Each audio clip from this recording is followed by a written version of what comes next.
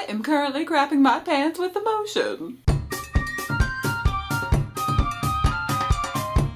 There's two kinds of good dramas. There's the happy slappy fangirl freakout ones that are a staple on this channel. Then there are the dramas that punch you in the face, and you so happy for that. 20 again is both. Our girl Hana Ra kicks off this drama as a mousy, weak-shouldered, limp-spine housewife. Her douchebag husband is trying to run ass first out the divorce door. After quitting high school when he got her pregnant, she's convinced her stupidity makes her unlovable. But this Ajima ain't stupid, and she gets accepted into college on the down low. Her plan is pretty much, I'll surprise my divorce-begging hubby with an acceptance letter to college, and that'll make him want to stay hitched. Yeah, no. So, girl gets mad and decides, F it, I'm gonna go to college anyway. On top of a scheming hubby and a petulant son, we get her professor. Lo and behold, that turns out to be an old friend who crushed on her as a teen. Oh my god, so much conflict. But real talk, the plot mechanisms are secondary to Hana Ra's journey. And yet, 20 again ain't no bucket of perfect. We got weak romance, all over the place plotting, and a drama that trips over its own feet by the end. But flawed don't mean awful. Because y'all, this thing is as emotionally satisfying as a basket of kitties. Our heroine goes full on I am woman and gives asshole hubby the biggest middle finger ever. But best of all, shitty hubby, whiny son, and the other woman, they aren't one-dimensional. They get as much personality and growth as the heroine. It would have been so stupidly easy to take the lazy way out with these characters. Second female lead,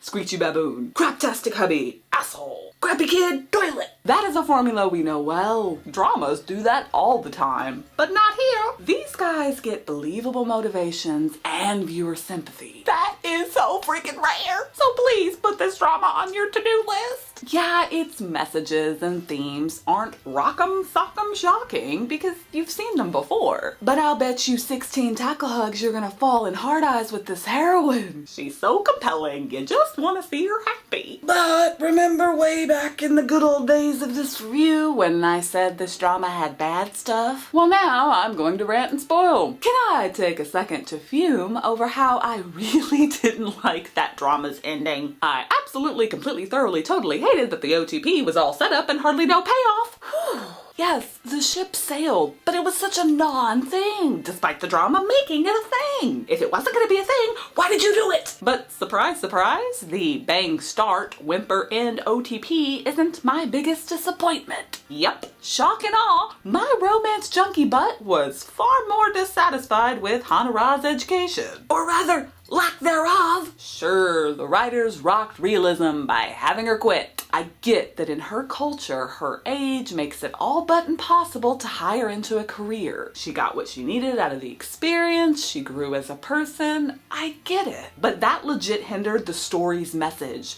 You're never too old to find yourself unless you're old. This meant that Hana Ra opens the drama with no goals and closes the drama with no goals. Yeah, she wanted to keep her hubby and that changed by the end. But still, ew! We get a throwaway scene about how maybe she wants to draw comics, but that felt so last minute that I say no drama. No, you don't get to do that. No!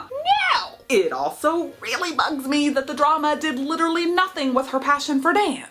Oh, sure, she gets to fill in for an injured dancer, and yeah, it was cool seeing her dance to BTS. But know what it would have been cooler? Actually seeing her bust dance moves. The way that whole scene was edited and directed, like, hell to the no. That whole plot line went nowhere fast. All we got was her sitting in on dance practices doing squat. Again, I get that her age is a factor, but couldn't she have opened a studio or become a dance choreographer instructor? Why was that not an option? Again, if you were gonna make it a thing, why didn't you make it a thing? Yes, I'm being a grumpy butt, as though it all sucked, but it really didn't. It just didn't have a very Good conclusion. I love the characters, and I really love those OTP flashbacks. Their friendship and relationship as teens was so freaking cute. The young actors were adorable, and the writing in those scenes kicked booty. The drama had powerful stuff, like when Hanara's dance performance concluded and she cries alone on stage. Her younger self is superimposed, dancing around the stage, while her older self mourns the loss of what could have been. Feels and tears, guys. From her and me. See, enjoyable stuff in an enjoyable drama with really enjoyable characters, which makes me enjoyably happy. Now go watch it, because you've gotta.